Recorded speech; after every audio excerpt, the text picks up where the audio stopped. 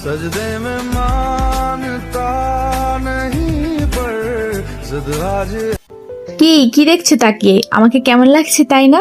তো আমি মোটামুটি অত ভালো মেকআপ করতে পারি না, তবু মোটামুটি আর কি চালিয়ে নেওয়ার মতন মেকআপ করি। তো ওইভাবেই আমি আজকে সেজেছিলাম। তো কিভাবে আমি সেজেছি সেটাই দেখাবো। অবশ্যই মেকআপ টিউটোরিয়াল এখানে নাই, কারণ আমি অত ভালো মেকআপ করতে পারি না, সেই জন্য আমি দেই নাই। তো প্রথমে আমি এই সুন্দর শাড়িটা পরেছিলাম। এই শাড়িটা হচ্ছে আমার মায়ের।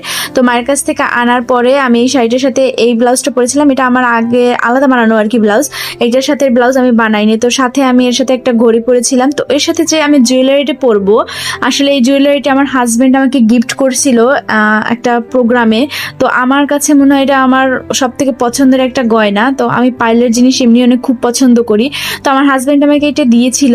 তো বক্সিংটা দেখো একবার, মানে হার্ট হার্ট লাভ লাভ অস্থির। তো আমার খুবই ভালো লেগেছে, প্যাকেজিংটা অনেক সুন্দর। তো আমাকে কেমন লাগছে এই মানে পার্লের নেকলেসটা আমাকে একটু অবশ্যই জানাবেন। তো তোমাদের আমার এই যে সাজটা কেমন লাগছে আমাকে একটু বলবা, হ্যাঁ। আর আমি জানি না আমাকে কেমন করছে, তবু আমি চেষ্টা করছি ফুটিয়ে তোলার।